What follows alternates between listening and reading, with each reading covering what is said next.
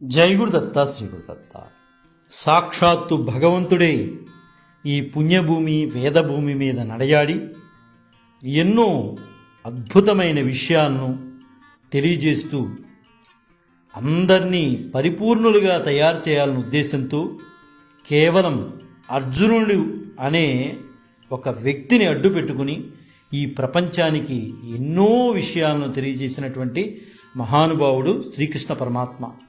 అయితే శ్రీకృష్ణ పరమాత్మ చాలా చక్కటి విషయాలను తెలియజేశారు. అది ఎలా అంటే ప్రశ్న అయినే సమాధానం అయినే.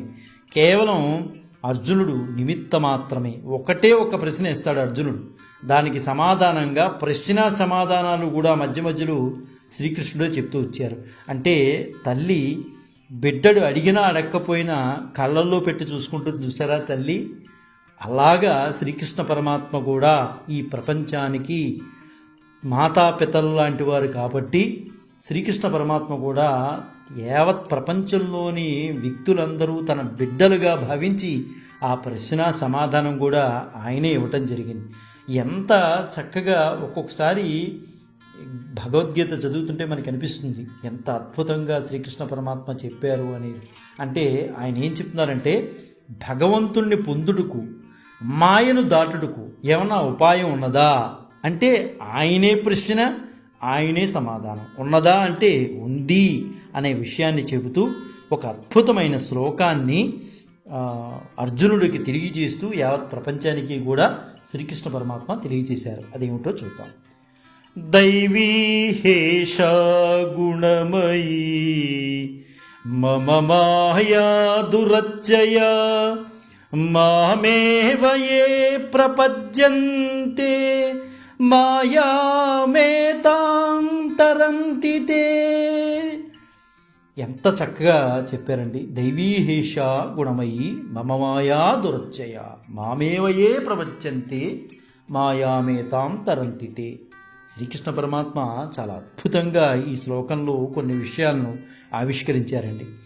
భౌతిక శక్తి అనేది మిథ్యని కొంతమంది అంటూ ఉంటారు.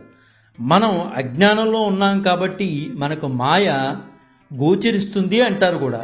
ఒకవేళ మనం జ్ఞానంలో స్థితులమై ఉంటే మాయ అనేది ఉండదు అని కొంతమంది అంటుంటారు. సరే, భ్రాంతి తిరిగిపోయి ఆత్మనే పరమసత్యం అని తెలుసుకుంటామని కూడా పెద్దలు చెప్తూ ఉంటారు.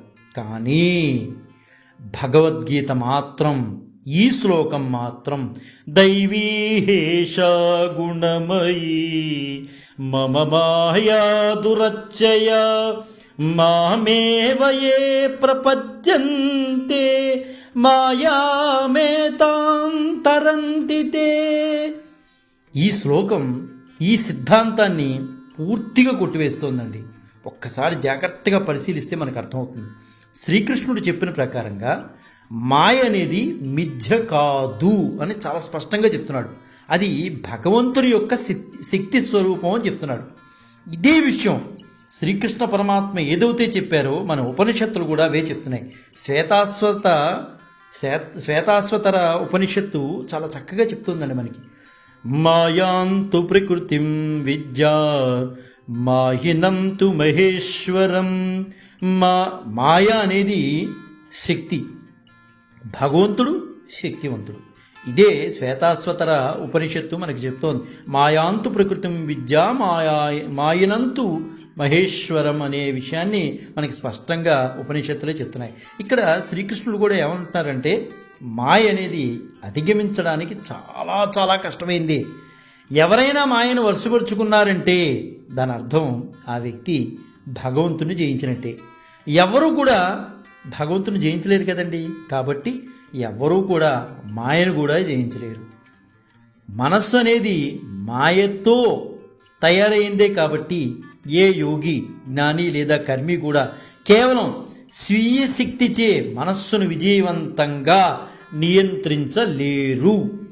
అప్పుడు అర్జునుడు అడుగుతాడేమో అని చెప్పి స్వామివారే మరి ప్రశ్న వేశారు. నేను ఇందాక మనం మాట్లాడుకున్నట్టు ప్రశ్న సమాధానం ఆయనే. ఒకవేళ ఈ మాట అన్నప్పుడు వెంటనే అర్జునుడు అడుగుతాడేమో అని చెప్పి ఆయన అంటారు. మరి ఎలా ఈ మాయను అధిగమించవచ్చు అంటే శ్రీకృష్ణుడు చెప్తున్నారు. దానికే ప్రశ్న వేసుకుని మళ్ళీ సమాధానం ఆయనే చెప్తున్నారు. ఈ శ్లోకం 2వ పాదంలో చాలా స్పష్టంగా చెప్పారు. మామేవయే ప్రపద్యంతే మాయామేతాం తరంతి తే. అర్జున, పరమేశ్వరుడైన నాకు నీవు శరణాగతి చేస్తే అప్పుడు నా కృపచే నేను నిన్ను ఈ భౌతిక జగత్తు అనే సాగరాన్ని దాటింపచేస్తాను. ఈ జీవాత్మ నాదైపోతుంది, అంటే నన్ను ఆశ్రయం పొందుతుంది అని మాయకు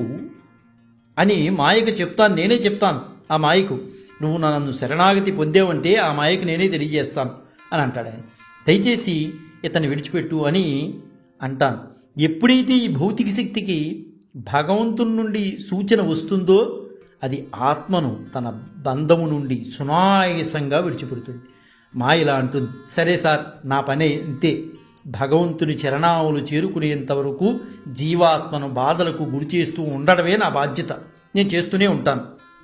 ఆయన నుంచి గ్రీన్ సిగ్నల్ వచ్చేసింది, ఇంక ఈ జీవాత్మని నేను పట్టించుకోను. ఈ జీవాత్మ ఈశ్వర శరణాగతి చేసింది కాబట్టి ఇక నా పని అయిపోయింది, నేను ఈ జీవాత్మని ఏ రకంగానూ బాధించను అని అక్కడ ఉన్నటువంటి మాయ చెప్తుంది. ఈ విషయాన్ని సాధారణంగా మనం మాట్లాడుకున్నాం అనుకోండి, ఒక చిన్న విషయం మాట్లాడుకుంటే, మనం ఎవరో స్నేహితుల ఇంటికి వెళ్ళాం, బయట కాంపౌండ్ వాళ్ళ దగ్గర గేట్ దగ్గర ఈ ఇంట్లో కుక్క ఉన్నది, జాగ్రత్త అని ఉంది. అది చాలా ఖరీదైన కుక్క, జర్మన్ షెపర్డ్ కుక్క లాంటిది. లోపలికి వెళ్ళేప్పుడు మనం గేట్ తీయిపోతుంటే గట్టిగా భౌ భౌ భౌ నడిచేస్తోంది. సరే, మనం ఆ గేట్ కాకుండా వెనక గేట్ నుంచి వెళ్దామని వెనక్కి తిరిగి వచ్చాం అనుకోండి, అది కూడా మనతో ఫాలో అవుతుంది, వెనక్కి వస్తుంది. అటువైపు గేట్ తీస్తుంటే అక్కడ కూడా వస్తుంది. లేదా గోడ దూకి వెళ్దాం అనుకుంటే అది అక్కడికే వస్తుంది, మళ్ళీ అక్కడి నుంచి అరుస్తూనే ఉంటుంది. దమ్ముంటే లోపల అడుగుపెట్టు అని గుర్రుమని మనం వంక చూస్తూ ఉంటుంది అది. అంటే ఇంక వేరే ఉపాయం లేక మనం ఏం చేస్తాం, లోపల ఉన్నటువంటి అప్పారావునో సుబ్బారావునో మన స్నేహితుడిని గట్టిగా పిలుస్తాం, ఓ సుబ్బారావు రావయ్యేలాగా మీ కుక్క చంపుతోంది నన్ను అని అంటాం. అతను తన ఇంట్లోంచి బయటకు వచ్చి తన కుక్క మిమ్మల్ని ఇబ్బంది పడుతోందని గ్రహించి అతను వెంటనే, వద్దు సోనీ లోపలికి వెళ్ళిపో, ఇలా కూర్చోవచ్చి అని కుక్కకి ఒక ఆర్డర్ వేస్తాడు. ఆ కుక్క వెంటనే ఏం చేస్తుంది, యజమాని ఏదైతే చెప్పాడో ఆ మాటను విని శాంతించి వచ్చి అలా కూర్చునిపోతుంది. అప్పుడు గేటు తీసుకెళ్ళినా కుక్క మన ఏమీ చేయదు, గోడ దూకినా ఏం చేయదు, పక్క గేట్ నుంచి వెళ్ళినా ఏం చేయదు, ముందు గేట్ నుంచి వెళ్ళినా ఏం చేయదు. ఇప్పుడు మనకు భయం లేకుండా గేట్ తెరిచి లోపలికి నడిచి వెళ్తాం. ఇదే విధంగా మనల్ని బాధించే భౌతిక మాయాశక్తి కూడా భగవంతుని అధీనంలో ఉంటుంది. మన స్వీయ ప్రయత్నం ద్వారా మనం దాన్ని ఎప్పటికీ అధిగమించలేము. దాన్ని దాటే ఉపాయం ఏంటయ్యా అంటే భగవంతుని శరణాగతి. ఆ శరణాగతి పట్టుకుంటే మాయ కూడా మనని ఏమీ చేయలేదు. భగవంతుణ్ణే, ఆ శరణాగతిని వదలకుండా మనం పట్టుకోవాలి, భగవంతుణ్ణే కొలవాలి.